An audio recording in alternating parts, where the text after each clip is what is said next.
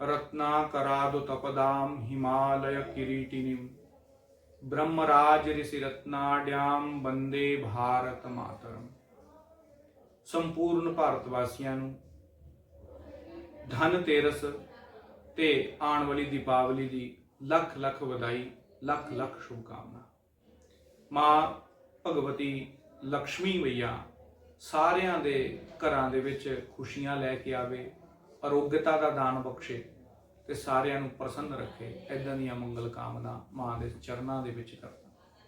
थोड़ा जिहा प्रकाश पाउण दी कोशिश करिए कि साडे सनातन धर्म के तिहार ते पर्वां दा की महत्व रहा है। जदों असीं प्राचीन ग्रंथां नूं खोल के देखते हाँ तो साडे अपने गौरवान्वित होंदे आ कि दुनिया की सब तो महान संस्कृति सनातन की संस्कृति, जदों दी भी ये संस्कृति सभ्याचारां दा जन्म होया है। ये सभ्याचार ते संस्कृतियां दा देश भारत, उहदे विच सनातनियां दा बहुत ही वड्डा योगदान रहा है। सनातन संस्कृति दे विच असीं लगभग दिन दे विच 2-3 तिहारां नूं पर्वां नूं मनांदे हां। पर्व शब्द का अर्थ हुंदा है ग्रंथी, गांठ। कहंदे हैं कि एक समय तो दूजे समय दे विच जदों आपां जोड़दे हां उस जोड़ काल नूं पर्व कहंदे हैं। पर्व दा जिहड़ा काल हुंदा वो पुण्य काल हुंदा। जदों सूरज भगवान एक राशि तो दूजी राशि दे उत्ते जांदे आ, यानी संक्रमण करदे आ, उस संक्रमण काल नूं असीं संग्रांद कहंदे आ। संक्रमण काल नूं संक्रांति कहंदे आ। वो संक्रांति काल पर्व काल है। वो पर्व दा जिहड़ा काल मन्निया गया साडे ग्रंथां दे विच गया कि वो पुण्य दा काल है, वो ज्यादा शक्ति प्रदान करने वाला काल है। उथे उस टाइम दान पुण्य वर्त जप पूजा पाठ किया जाए तो एक नहीं लखां गुणा उहदा प्रभाव बनता है मनुष्य के जीवन के उपर। पर यह ग्रंथी काल नूं असीं वख-वख ऋतुआं दे विच भी मनांगे। एक ऋतु का दूजी ऋतु दे विच परिवर्तन होना वो भी तिहार मन्निया जांदा है।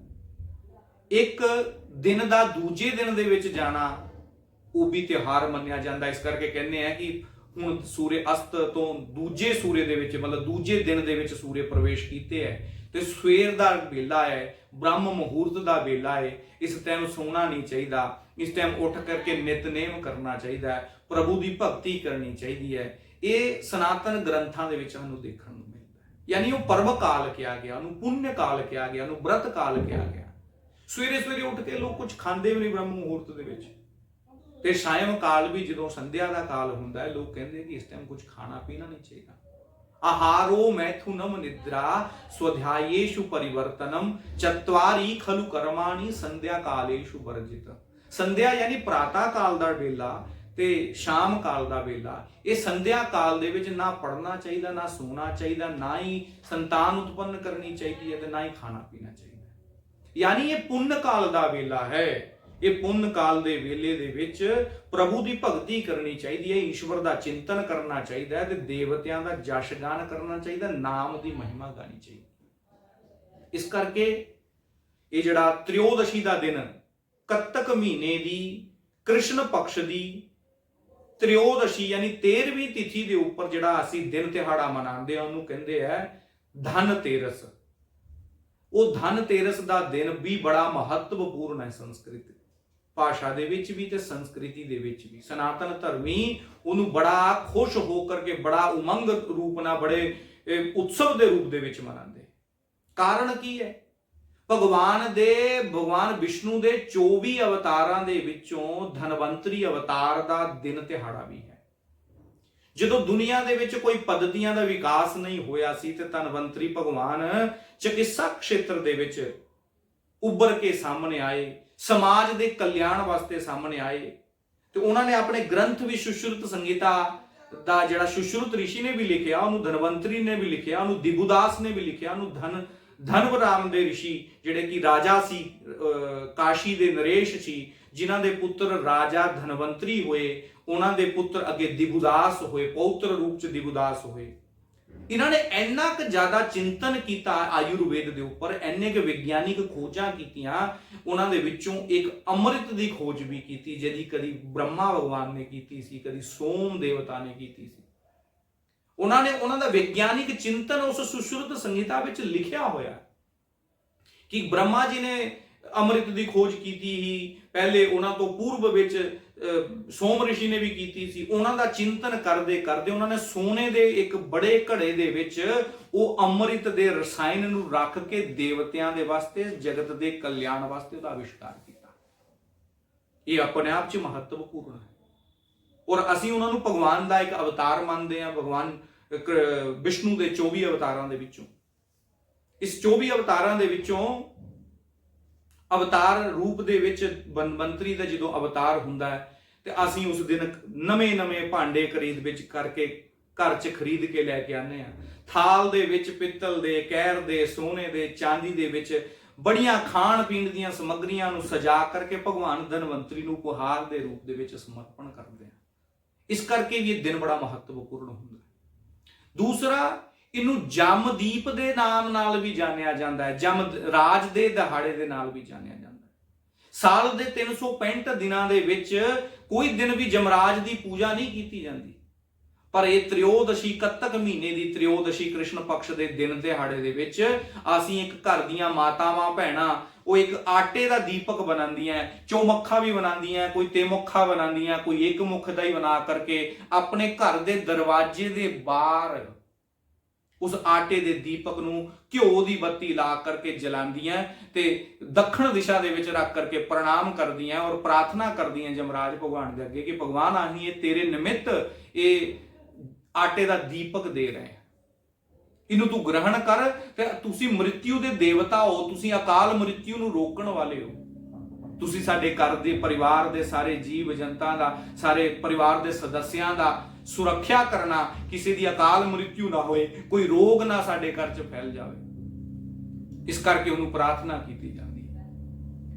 ਹੋਰ ਵੀ ਬਹੁਤ ਹੀ ਮਹੱਤਵਪੂਰਨ ਯੋਗਦਾਨ ਇਹਦੇ ਨਾਲ ਜੁੜੇ ਹੋਏ। ਭਾਰਤ ਦੀ ਤਤਕਾਲਿਕ ਸਰਕਾਰ ਔਰ ਭਾਰਤ ਸਰਕਾਰ ਵੀ ਇਹਨੂੰ ਆਯੁਰਵੇਦ ਦਿਵਸ ਦੇ ਨਾਮ ਨਾਲ ਜਾਣਿਆ ਜਾਂਦਾ। ਅੱਜ ਦੇ ਦਿਨ ਨੂੰ ਜਿਹੜਾ ਤ੍ਰਿਓਦਸ਼ੀ ਦਾ ਦਿਨ ਹੈ, ਰਾਸ਼ਟਰੀ ਆਯੁਰਵੇਦ ਦਿਵਸ ਦੇ ਰੂਪ ਦੇ ਵਿੱਚ ਮਨਾਉਂਦਾ ਹੈ। ਦੁਨੀਆ ਭਰ ਦੇ ਵੈਦ ਜਗਤ ਦੇ ਲੋਕ, ਡਾਕਟਰ ਲੋਕ ਔਰ ਪੰਡਿਤ ਲੋਕ ਉਸ ਦਿਨ ਭਗਵਾਨ ਦੀ ਪੂਜਾ ਵੀ ਕਰਦੇ ਸੀ। ਮਾਤਾ ਲక్ష్ਮੀ ਦੀ ਪੂਜਾ ਕਰਨ ਦਾ ਵੀ ਦਿਹਾੜਾ ਇਹ ਦਿਨ ਮਨਾਇਆ ਜਾਂਦਾ ਹੈ। ਉਹਦੇ ਵਿੱਚ ਪੁਰਾਣ ਦੇ ਵਿੱਚ ਕਥਾ ਆਉਂਦੀ ਹੈ ਕਿ ਭਗਵਾਨ ਵਿਸ਼ਨੂੰ ਇੱਕ ਦਿਨ ਉਹਨਾਂ ਦੇ ਮਨ ਦੇ ਵਿੱਚ ਜਿਗਿਆਸਾ ਜਗੀ ਕਿ ਮੈਂ ਪ੍ਰਿਥਵੀ ਲੋਕ ਦਾ ਭ੍ਰਮਣ ਕਰਕੇ ਆਵਾਂ। ਉਹ ਖੀਰ ਸਾਗਰ ਤੋਂ ਚੱਲੇ ਪ੍ਰਿਥਵੀ ਲੋਕ ਦੇ ਭ੍ਰਮਣ ਕਰਨ ਦਾ ਮਨ 'ਚ ਜਦ ਵਿਚਾਰ ਕਰਕੇ ਤੇ ਮਾਤਾ ਲక్ష్ਮੀ ਨੂੰ ਦੱਸਿਆ ਤੇ ਮਾਤਾ ਲక్ష్ਮੀ ਦੇ ਮਨ ਦੇ ਵਿੱਚ ਵੀ ਜਿਗਿਆਸਾ ਜਗੀ ਕਿ ਉਹ ਪਵਿੱਤਰ ਭਾਰਤ ਦੀ ਭੂਮੀ, ਉਹ ਪਵਿੱਤਰ ਇਹ ਧਰਤੀ, उसमें मैं भी जाऊंगी।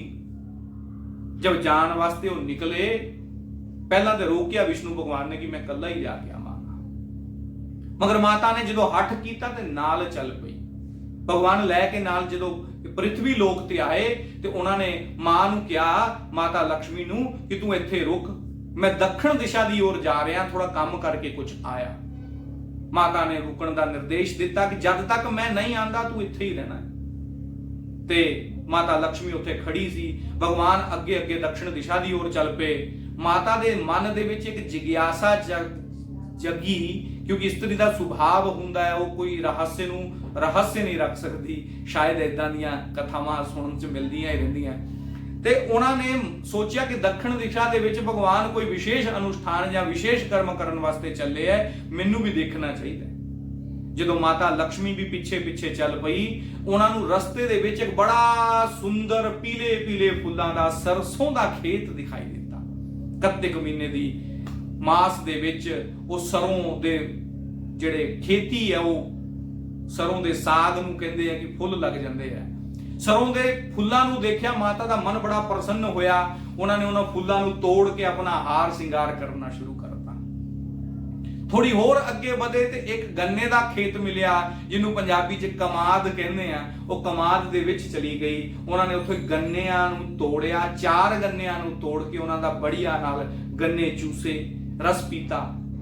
जदों वापस भगवान विष्णु आए, उन्होंने देखा कि माता लक्ष्मी गन्ने चूस रही है और उन्होंने अपना श्रृंगार फुल्लां नाल कीता।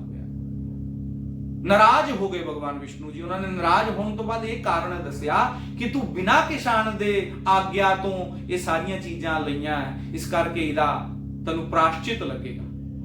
ਇਸ ਕਰਕੇ ਪ੍ਰਾਸ਼ਚਿਤ ਪਾਪ ਜਿਹੜਾ ਤੇਰੇ ਕੋਲ ਹੋਇਆ, ਇਹਦਾ ਨਿਵ੍ਰਿਤੀ ਕਰਨ ਵਾਸਤੇ ਮੈਂ ਤੈਨੂੰ ਸ਼ਰਾਪ ਦਿੰਦਾ ਕਿ ਤੈਨੂੰ 12 ਸਾਲ ਤੱਕ ਇਸ ਕਿਸਾਨ ਦੇ ਘਰ ਰਹਿ ਕਰਕੇ ਉਹਦੀ ਸੇਵਾ ਕਰਨੀ ਚਾਹੀਦੀ।